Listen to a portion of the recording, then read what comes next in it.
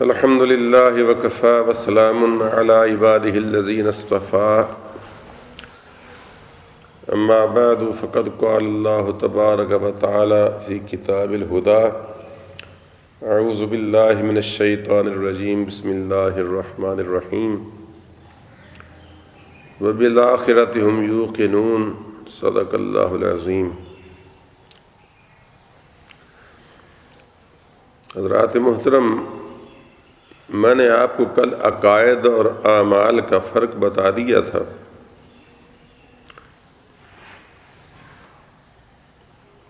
کہ عقائد وہ سوچیں ہیں جن کو اپنانا کامل یقین کے ساتھ وہ ایمان کہلاتا ہے،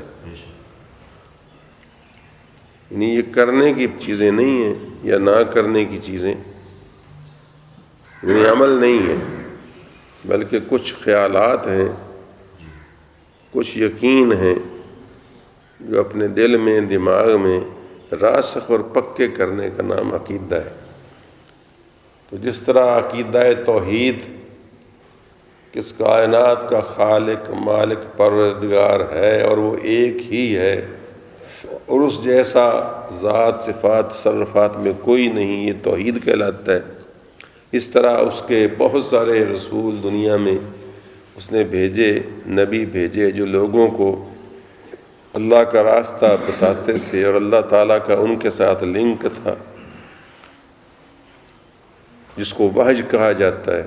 تو وحی کے ذریعے وہ ازلی ابدی حقیقتیں لوگوں کو بتاتے رہے جو عقل سے سمجھ نہیں آ سکتی تھی، وہ باتیں بتاتے رہے، اور ان کی ضرورت تھی تاکہ کوئی انسان کل کلاں یہ نہ کہہ سکے کہ ہمیں تو ہدایت کا راستہ ہی معلوم نہیں تھا، ہم کیا کرتے۔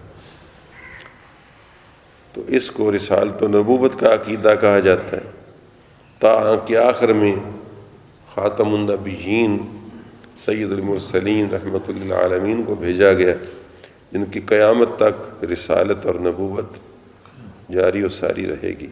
یہ رسالت کا عقیدہ ہو گیا۔ اسی طریقے سے ضمناً میں نے آپ کو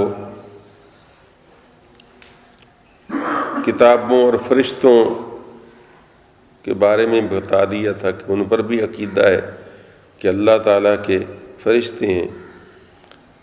آمنت باللہ وملائکتہ، فرشتے کون ہیں؟ وہ ایسی نورانی مخلوق ہے، نور سے پیدا کی گئی، جن کو اللہ تعالیٰ نے مختلف امور سپرد کر رکھے ہیں، وہ مدبرات امر کہلاتے ہیں۔ اور بے شمار فرشتے ایسے ہیں جو صرف اللہ تعالیٰ کی عبادت و ریاضت میں مشغول ہیں، کوئی رکوع میں ہے، کوئی سجود میں ہے، کوئی قیام میں ہے، کوئی قعود میں ہے، کوئی مخصوص قسم کا ذکر کر رہا ہے۔ پوری فضائے آسمانی ان فرشتوں کے وجود سے پر ہے، بلکہ ساتوں آسمان عرش کرسی تک فرشتے پھیلے ہوئے ہیں۔ تو ان پر ایمان لانا، ان کی ڈیوٹیاں بھی ہیں مختلف، کسی کی کسی کام پر، کسی کی ہمارے نامہ اعمال لکھنے پر، تو ان فرشتوں پر بھی ایمان لانا ضروری ہے۔ اور اللہ کی کتابوں پر، جو 4 بڑی کتاب میں اور 100 صحیفے اللہ نے مختلف نبیوں اور رسولوں پر اتارے، تاکہ لکھا ہوا منشور بھی، لکھا ہوا دستور بھی ساتھ ہو، اور اس کی عملی تفسیر پیش کرنے والا معلم یعنی رسول اور نبی بھی ساتھ ہو۔ تو یہ رسولوں اور نبیوں کی بات بھی اس میں آ گئی۔ اور اس کے بعد آپ نے ایمان مفصل میں دیکھا، ہم آگے کہتے ہیں والیوم الآخر، اور میں ایمان لایا آخری دن پر۔ اب یہ آخری دن سے مراد کیا ہے؟ اس سے مراد دوبارہ اٹھائے جانے والا وقت، وہ مراد ہے کہ جس روز اللہ تبارک و تعالی زمین میں دفن فوت شدہ لاکھوں ہزاروں سال پرانی مخلوق کو بھی اور نئی مخلوق کو بھی جو زمین میں قیامت کے پہلے سور پھونکے جانے پر فنا ہو چکی ہوگی، اللہ تعالیٰ ان کو دوبارہ پیدا فرمائے گا اور اللہ کے حضور پیشی ہوگی۔ اس کو آخرت بھی کہہ لیجئے، قیامت بھی کہہ لیجئے، جائز ہے، اور اس کو جزا و سزا کا وقت بھی کہہ لیجئے، جو مالک یوم الدین، بدلے کے دن کا مالک، اچھے بدلے کو جزا کہتے ہیں، برے بدلے کو سزا کہتے ہیں۔ تو عقیدہ آخرت، عقیدہ قیامت، یا عقیدہ جزا و سزا، یا اس کو جنت دوزخ میں جانے کا وقت کہہ لیجئے کہ جنت جزا کی جگہ ہے، دوزخ سزا کی جگہ ہے، یہ سب ملا لیجئے۔ یہ ایک عقیدہ بھی مسلمانوں کے اہم ترین عقائد میں سے ہے، اور اس عقیدے کو بھی اپنے دل و دماغ میں جگہ دیے بغیر بندہ مسلمان نہیں ہو سکتا۔ کہ ہمارا یہ عقیدہ ہے کہ اس دنیا کے بعد ایک اور دنیا بھی جنم لے گی اللہ کے حکم سے۔ اس کو دنیا کہتے ہیں۔ دنیا کے کئی معنی، جن میں سے ایک معنی ہے قریب۔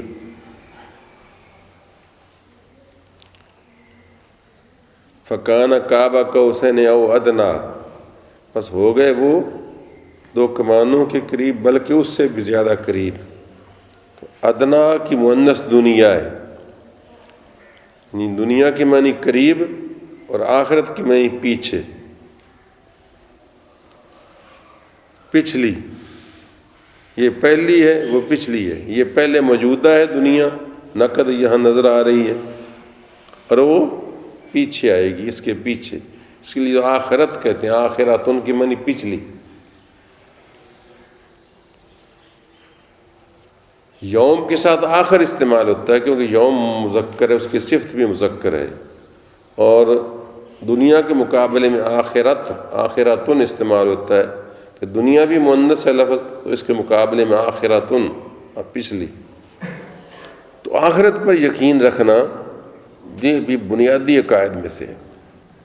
الحمدللہ ہمارا سب کا عقیدہ یہ ہے کہ اس دنیا نے ایک دن ختم ہو جانا ہے، اور تمام زیرو بھی ختم ہو جائیں گے۔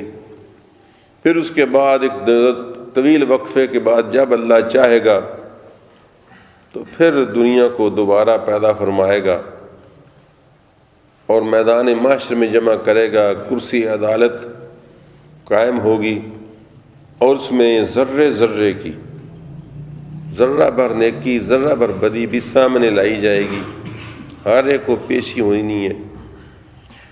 فَمَن يَعْمَلْ مِثْقَالَ ذَرَّةٍ خَيْرًا يَرَهُ وَمَن يَعْمَلْ مِثْقَالَ ذَرَّةٍ شَرًّا يَرَهُ۔ اور پھر نیکوں کے لیے جنت ہوگی، بروں کے لیے دوزخ ہوگی۔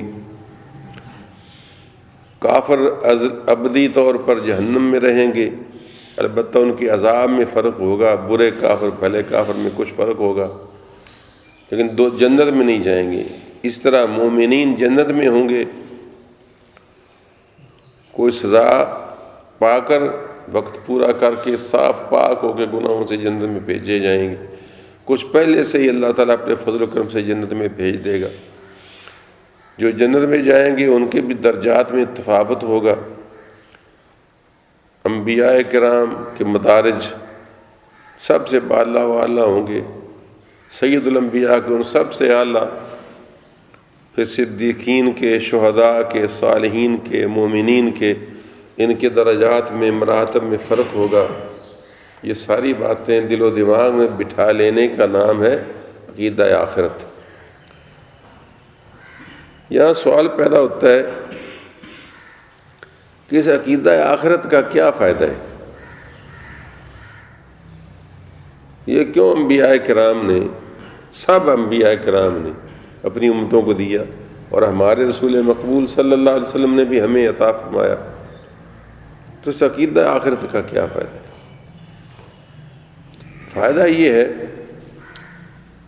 کہ اس عقیدہ آخرت کی بنیاد پر انسان کو نیکی کا ارتکاب اور بدی سے اجتناب، اس کی توفیق بہت زیادہ حاصل ہوتی ہے۔ بنسبت ایسے اس عقیدے کے بغیر رہنے کے نیکی کی توفیق اتنی زیادہ نہیں ہو سکتی اور بدی سے اجتناب کی توفیق اتنی زیادہ نہیں ہو سکتی جتنی اس عقیدے کے ساتھ ہوتی ہے۔ اس کو غور سے سمجھیں تو آپ کو سمجھ آ جائے گا۔ مثلا ہم سب جو ہیں صبح سویرے اٹھ کے نیند چھوڑ کے ہم آ کر یہاں عبادت کر رہے ہیں، اپنے پروردگار کی بندگی کر رہے ہیں۔ کیوں؟ ہمیں نیند نہیں آتی، بستر اچھا نہیں لگتا تھا؟ نہیں، بلکہ ہمیں اس احساس نے کہ اللہ تعالیٰ ہے اور وہ اس پر راضی ہوتا ہے اور بندگی کرنے والوں کو وہ اپنی رضا کے مقام میں جنت میں بھیجے گا، ہم نے آخرت میں اس کے سامنے پیش ہونا ہے، یہ احساس ہمیں اٹھا کر لایا ہے۔ اور یہ کہ اگر ہم نہ پڑھیں گے تو بے نمازوں کو دوزخ میں پھینکا جائے گا، اگر ان کو شفاعت نصیب نہ ہوئی اور اللہ کی رحمت سے وہ نہ بچ سکے تو ان کو سزا برداشت کر کے پھر کبھی ان کی جان چھوٹے گی، تو اس سزا بہت بڑی سزا ہے۔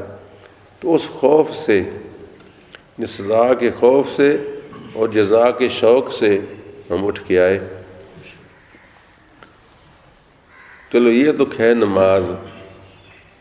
ہو سکتا کوئی کہے جی تم نے جو پہلے رب کو جو مان لیا تو تم اس کو راضی کرنے کے لیے سجدے کرتے پھرتے ہو، ہم تو رب کو مانتے ہی نہیں، تو جزا و سزا کو کیوں ماننے؟ تو رب کے ہونے نہ ہونے کی تو خیر بات پہلے گزر چکی، اب عقیدہ آخرت کی بات لے لیجئے۔ اگر وہ کہیں گے کہ نہیں یہ اس کے بعد دوبارہ اٹھنا اور یہ ہونا، یہ کوئی بعید از قیاس ہے، یہ نہیں ہو سکتا،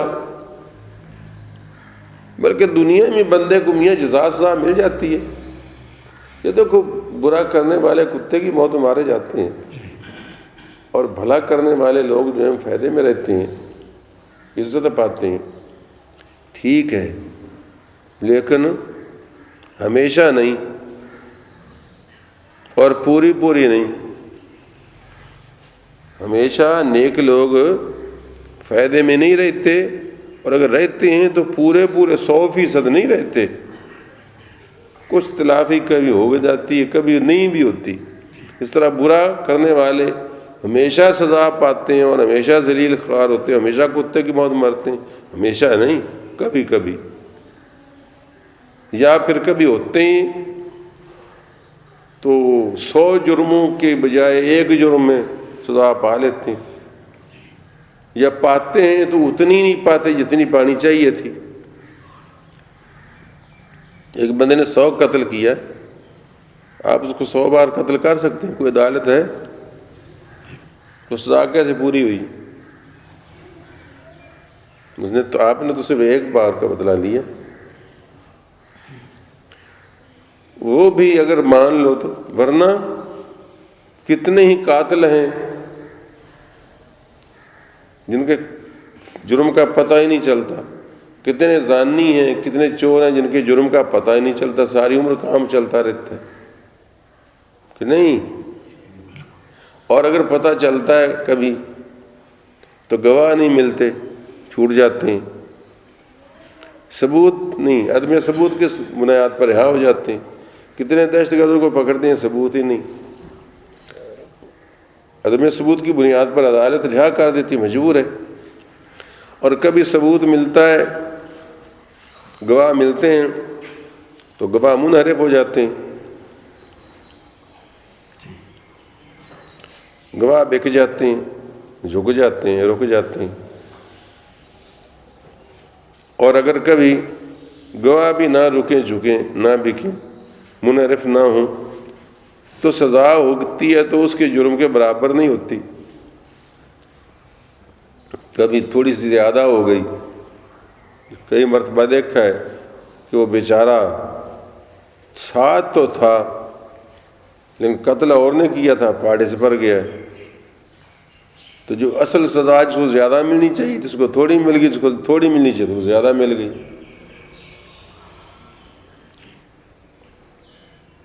وَعَلَىٰ حَظِّ الْقِيَاسِ، اور اگر 100% بھی کہہ لیجئے مل گئی تو جس نے 1000 مرتبہ چوری کی ہے، 100 زنا کیا ہے، ایک مرتبہ پکڑا گیا تو آپ نے ایک کی سزا دے دی، باقی والے کدھر گئے؟ تو یہ آپ مانیں گے کہ دنیا میں جزا و سزا کا عمل اگر ہے بھی تو وہ ادھورا ہے، تو یہاں کے منصف بھی بے خبر ہیں اور یہاں کے مدعی بھی سست ہیں اور یہاں کے گواہ بھی رک جھک جانے والے ہیں اور یہاں کی سزا بھی محدود ہے بلکہ مفقود ہے ہی نہیں۔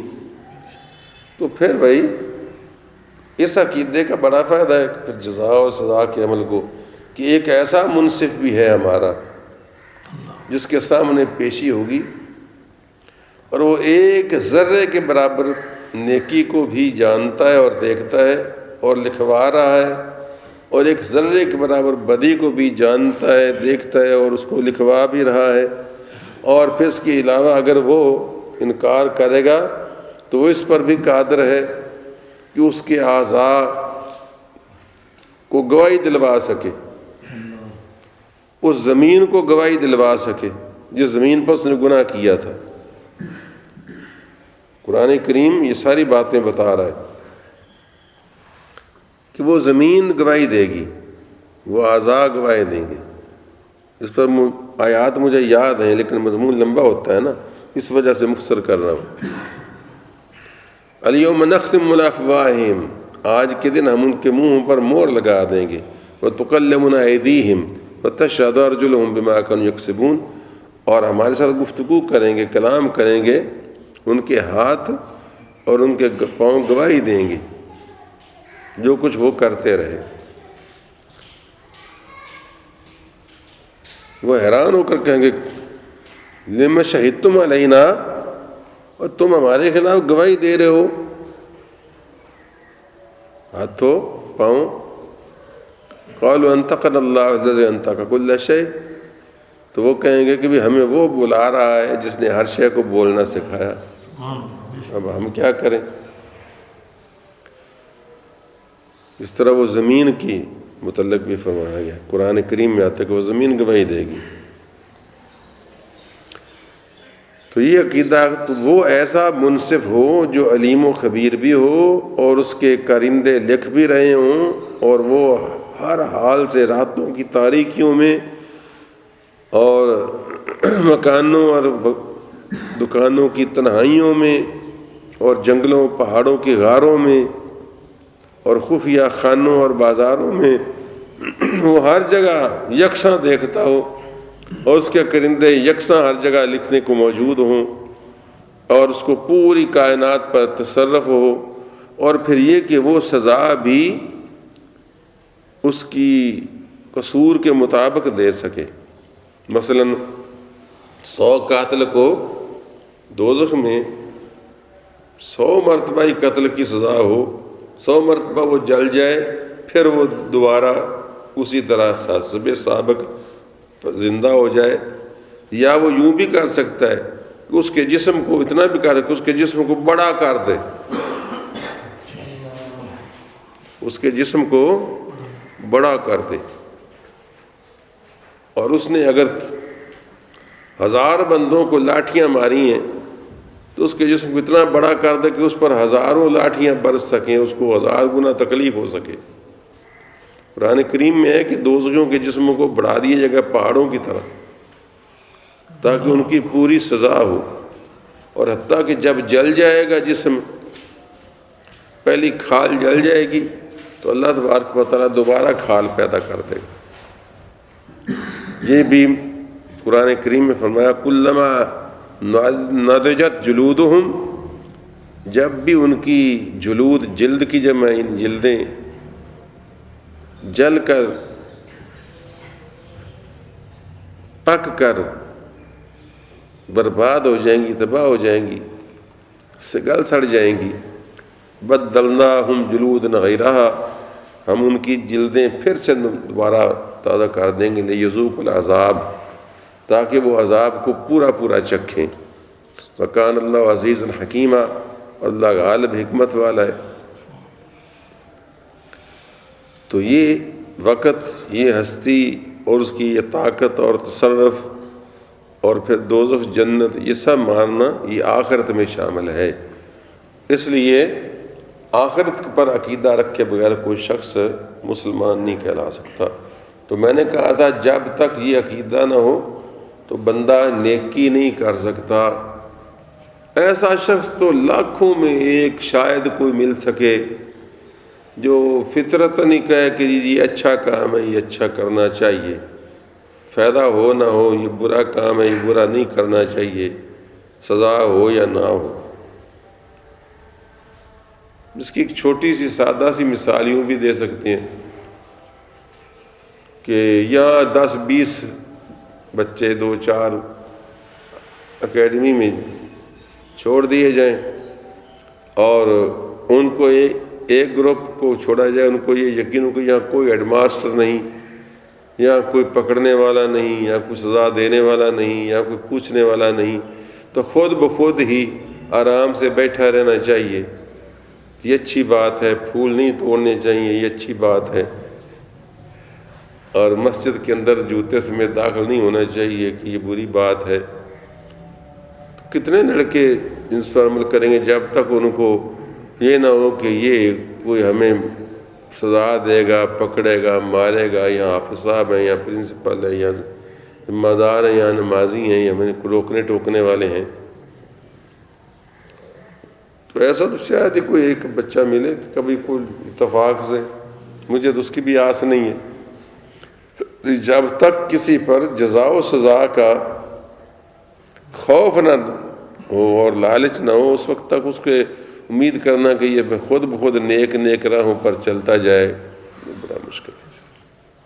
تو یہ عقیدہ جو ہے یہ نیکی کے لیے بڑا مفید ہے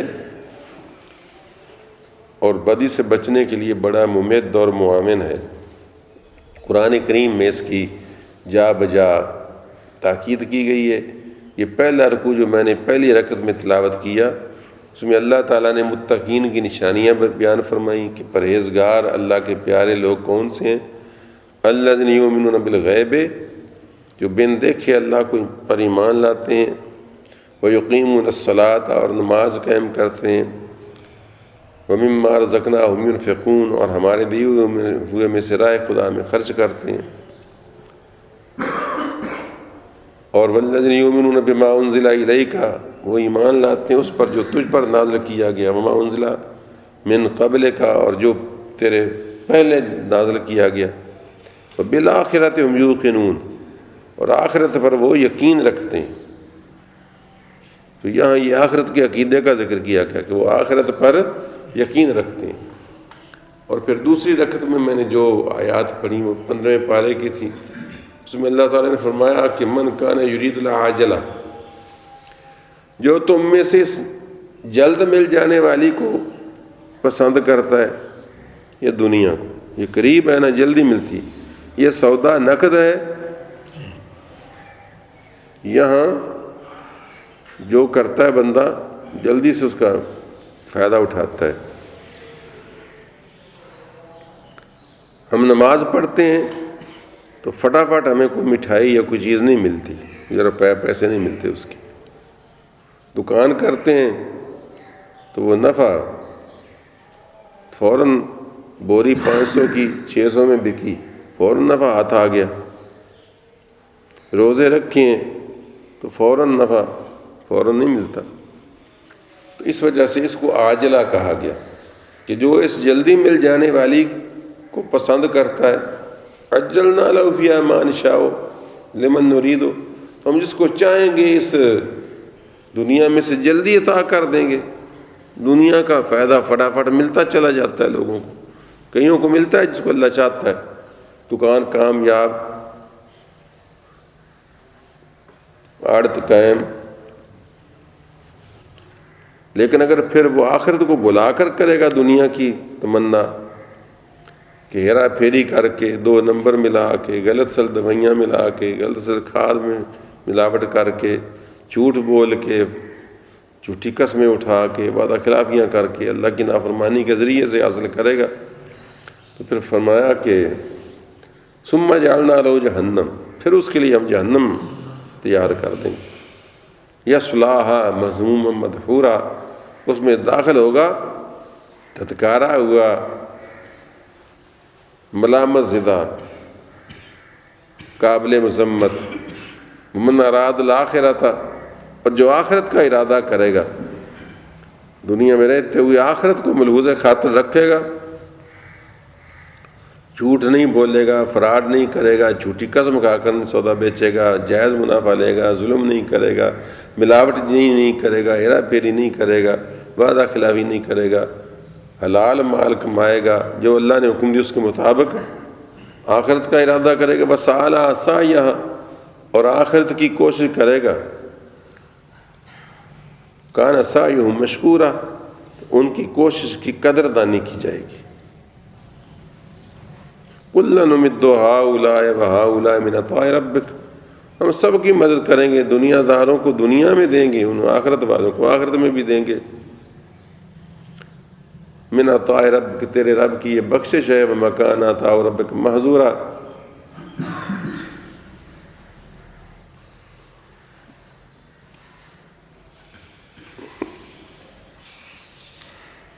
انظر کیف فضلنا بعضهم علی بعض، دیکھ ہم نے اس دنیا میں بھی کس طرح بعض کو بعض پر فضیلت دی ہے، کوئی ارب پتی ہے، کوئی کروڑ پتی ہے، کوئی لاکھ پتی ہے، کوئی ہزار پتی ہے، کوئی سینکڑوں پتی ہے، کوئی زیرو ہے، کوئی ہیرو ہے، تو فرق رکھا ہوا ہے نا، جس طرح ہم نے فرمایا، کس طرح ہم نے بعض کو بعض، اسی طرح وہاں بھی ہوگا، سارے یکساں نہیں ہوں گے، یہ نہیں ہوگا کہ برا کرنے والے اور نیک کرنے والے برابر ہو جائیں۔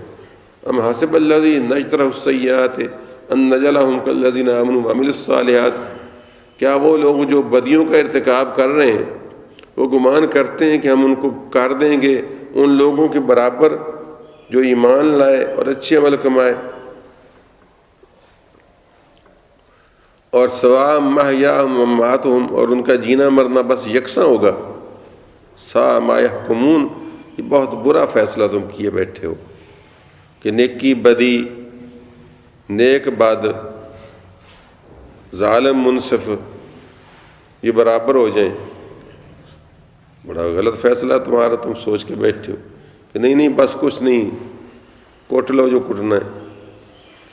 تو اللہ تبارک و تعالیٰ نے اس کی مذمت فرمائی، اس سوچ کی، اور جزا و سزا کے عمل کو ماننے کا حکم دیا۔ فرمایا وَلَلْآخِرَةُ أَكْبَرُ دَرَجَاتٍ وَأَكْبَرُ تَفْضِيلًا، اور بے شک آخرت جو ہوگی وہ درجات کے لحاظ سے بہت سب سے بڑی ہوگی، وَأَكْبَرُ تَفْضِيلًا، اور فضیلت کے لحاظ سے سب سے بڑی ہوگی۔ تو اس روز پر ایمان لانا میرے بھائیوں اور دوستوں یہ لازم ٹھہرا، اس کو عقیدہ آخرت کہا جاتا ہے، اور اس کا ماننا اور اس پر عمل کرنا ہے ضروری ہے۔ پھر اللہ تبارک و تعالیٰ علیم و خبیر، قدیر و قادر، مقتدر، دوبارہ ان کو اٹھائے گا، اس کو ہم نے ماننا ہے۔ کافروں کا ایک گروہ اس کو نہیں مانتا تھا، رسول اللہ کے زمانے میں بھی نہیں مانتا تھا، اور آج بھی ہیں۔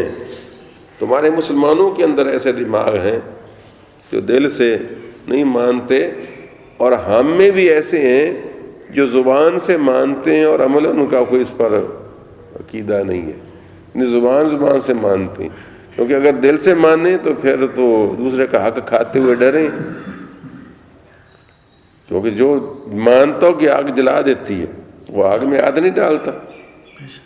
اس وجہ سے اس عقیدہ آخرت کو پختہ کرنے کی نہایت اشد ضرورت ہے۔ بالکل 100% یہ ہے کہ اللہ تبارک و تعالیٰ دوبارہ اٹھا لے گا قبروں سے۔ چنانچہ رسول اللہ صلی اللہ علیہ وسلم کے سامنے ایک مرتبہ ابو جہل آیا، کہیں سے کسی مردہ کی ہڈی پکڑ لیا، کسی پرانی قبر سے باہر نکلی پڑی تھی، یہ کیا تھی؟ دیکھا کہ وہ تو جو ہاتھ لگانے سے بھی گسیدہ ہے اور بھرتی ہے۔ تو حضور کے سامنے آیا اور آ کر کہنے لگا، محمد صلی اللہ علیہ وسلم، اس نے تو اسی طرح کہنا تھا بے ادبی سے، صلی اللہ علیہ وسلم تو میں پڑھ رہا ہوں نا، تو کہنا اے محمد کیا تمہارا خیال ہے کہ اس بسیدہ ہڈی کو وہ دوبارہ زندہ کر لے گا؟ کیا یہ ممکن ہے؟ اللہ تبارک و تعالیٰ نے سورہ یاسین کے آخر میں اس کا ذکر کیا ہے. وہاں الانسان کا ہے، یہ خاص انسان، یہ بدبخت. اولم یر الانسان، کیا اس انسان نے، ابو جہل نے نہیں دیکھا، انا خلقناہ من نطفۃ، کہ ہم نے اس کو ایک ذلیل سی بوند سے پیدا کیا. اس ہڈی سے تو اس کی حالت خراب اور ناقص تھی. فَإِذَا هُوَ خَصِيمٌ مُبِينٌ، تو پیدا ہوتے ہی جناب اچانک دیکھو تو یہ ہے کیا؟ کھلم کھلا جھگڑالو، جی باک باک جھک جھک کرنے کے لیے تیار ہر وقت. حقیر نطفے سے بننے والا یہ انسان، ذرا دیکھو اس کی جھگڑا، دیکھو بحث، دیکھو اس کی. کیا کہتا ہے؟ یہ کہتا ہے کہ ضرب لنا مثلا ونسي خلقہ. اب ہمارے لیے کہانیاں جوڑ جوڑ کر بیان کرتا ہے کہ اس کو کون زندہ کر سکتا ہے، اس کو کیسے وہ زندہ کرے گا. ونسي خلقہ، اور اپنی خلقت کو بھول چکا ہے کہ تجھ کو کس نے پیدا کیا تھا، تو کیسے پیدا ہوا تھا، ایک ذلیل بوند سے تو کیسے پیدا ہوا. قال من يحيي العظام وهي رميم، اور بولتا ہے، کہتا ہے من يحيي العظام، کون ان ہڈیوں کو زندہ کرے گا، وهي رميم، جبکہ یہ خاک میں بوسیدہ ہو کر مل چکی ہوں گی، ریزہ ریزہ ہو چکی ہوں گی. قل يحييها الذي انشأها اول مرہ، تو میں نبی ان کو کہہ دو کہ اس کو وہی زندہ کرے گا جس نے اس کو پہلے جان ڈالی تھی اس میں. وَهُوَ بِكُلِّ خَلْقٍ عَلِيمٌ، اور وہ ہر قسم کی تخلیق پر دانا ہے اور جاننے والا ہے. اس کو طریقہ بھولا ہوا نہیں ہے، وہ علیم و خبیر ہے کہ اس کو پتہ کس طرح اس میں جان ڈالنی ہے. اس میں تو جان رہی ہوئی چیز ہے، اور جان اور جسم میں تضاد نہیں ہے. جان اور جسم میں تضاد نہیں ہے، ایک دوسرے کی ضد نہیں ہے. ہر جسم میں جان رہی ہے اور ہوتی ہے. وہ تو متضاد چیزوں کو بھی اکٹھا کر دیتا ہے. چنانچہ فرمایا آگے، الذی جعل لکم من الشجر الاخضر نارا، وہ تو ایسی طاقت رکھتا ہے کہ پانی سے آگ پیدا کر دے. حالانکہ پانی اور آگ میں تضاد ہے کہ آگ پانی کو اور پانی آگ کو دشمن ہے. اگر آگ غالب ہوگی تو پانی سڑ جائے گا، سوکھ جائے گا، خشک ہو کر اڑ جائے گا. اور اگر پانی طاقتور ہوگا، زیادہ ہوگا، تو آگ کو بجھا دے گا. تو ان میں تضاد ہے. لیکن اللہ تبارک و تعالیٰ متضاد چیزوں کو ایک دوسرے سے پیدا کر دیتا ہے. یہاں جو مثال دی وہ اور دی، فرمایا تم دیکھتے نہیں کہ وہ ایک سبز درخت کی ٹہنیوں سے آگ پیدا کرتا ہے. سبز درخت کی ٹہنیوں سے آگ پیدا کرتا ہے. من الشجر الاخضر نارا فاذا انتم منه توقدون، پھر تم اس سے تاپنے لگتے ہو. اصل میں ہمارے علاقے میں یہ نہیں ہے، ملک عرب کے بعض علاقوں میں دو درخت پائے جاتے ہیں، ایک مرخ کہتے ہیں، ایک عقار کہتے ہیں. وہ دو شاخیں، ایک اس کی شاخ ایک اس کی شاخ، آپس میں ان کو رگڑیں تو آگ پیدا ہوتی. حالانکہ وہ درخت ایسے کہ ان کی تار شاخوں سے توڑے نا تو پانی ٹپکتا ہے، آپس میں رگڑیں تو آگ پیدا ہوتی. اللہ نے اس کی مثال دی کیونکہ وہ ان کی آنکھوں کے سامنے تھا. ورنہ یہ دیکھیے کہ بادل جو ہیں، بادل کیا ہے؟ پانی ہے. تو بادل آپس میں ٹکراتے ہیں تو نظر آتی نہیں اس میں بجلی کوندتی ہوئی. تو وہ تو متضاد چیزوں میں سے پیدا کر دیتا ہے. اور جان اور جسم میں تو تضاد بھی نہیں ہے. اس میں جان رہی ہے تو دوبارہ جان کا آ جانا اس میں کون سا عجب بات ہے. انما امرہ اذا اراد شیئا ان یقول له کن فیکون. اس کی تو شان یہ ہے کہ جب کسی کام کا ارادہ کرے تو کن، ارادہ کرے کن کا تو ہو جاتی ہے. تو یہ اس کو جو جواب دیا گیا.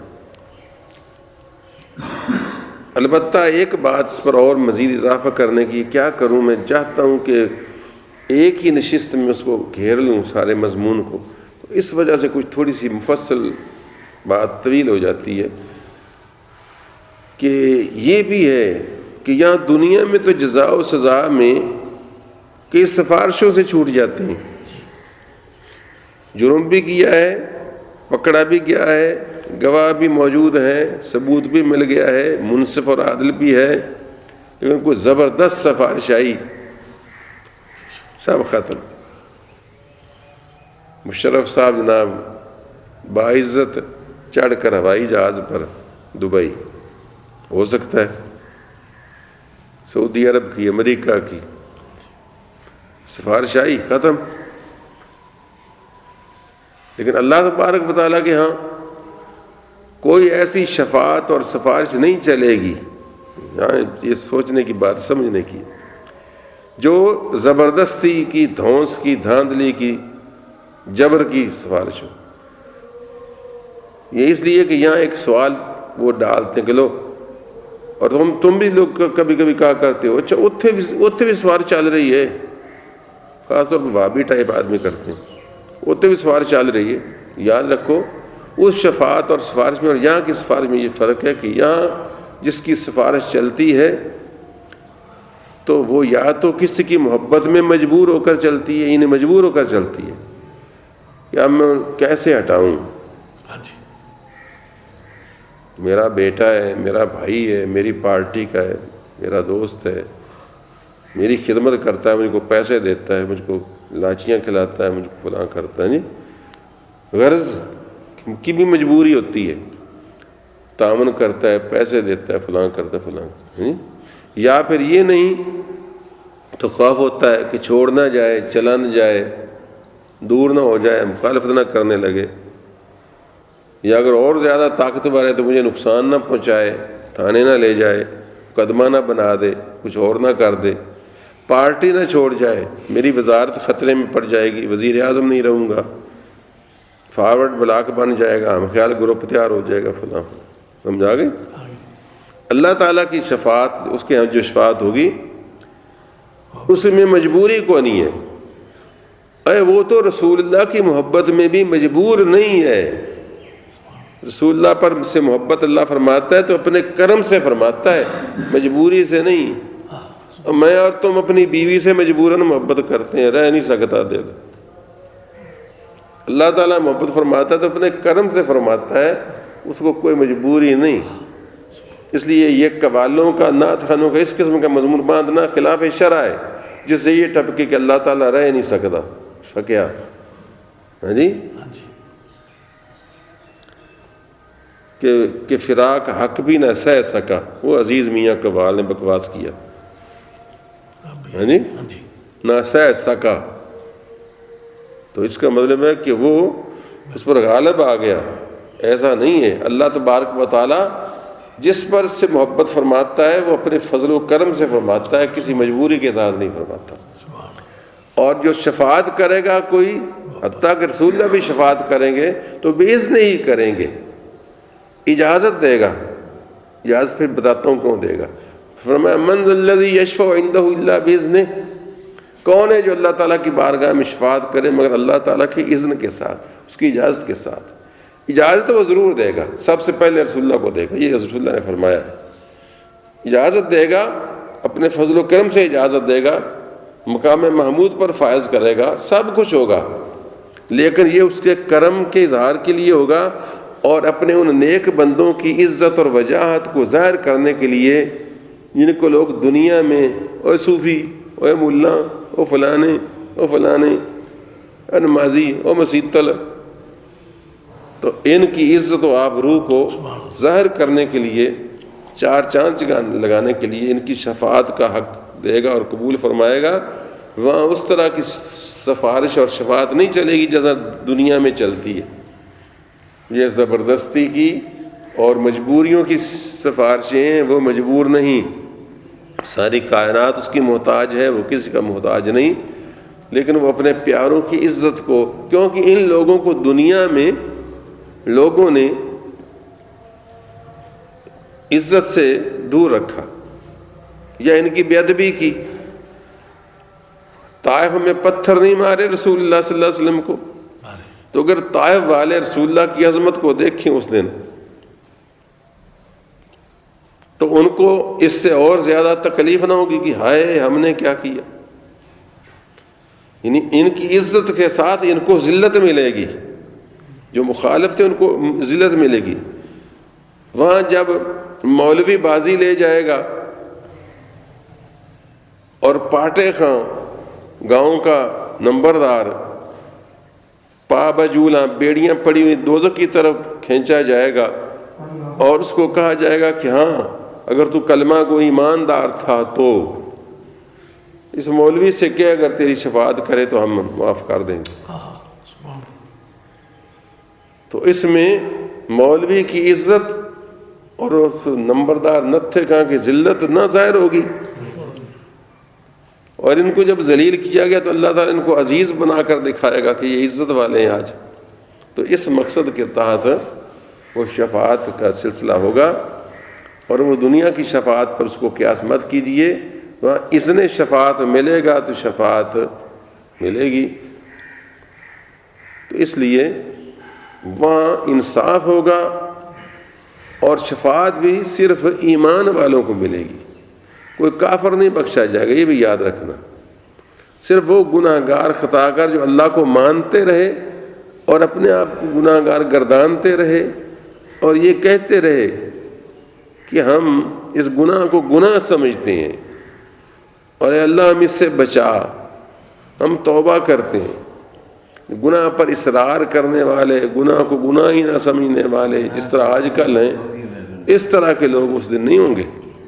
تو یہ عقیدہ آخرت ہے, یہ بڑا مفید ہے اور معاون ہے, اور یہ آپ کو آج سمجھ لینا چاہیے اور آپ نے سمجھ لیا ہوگا. اللہ تبارک و تعالی ہمیں اس پر پختگی نصیب فرمائے.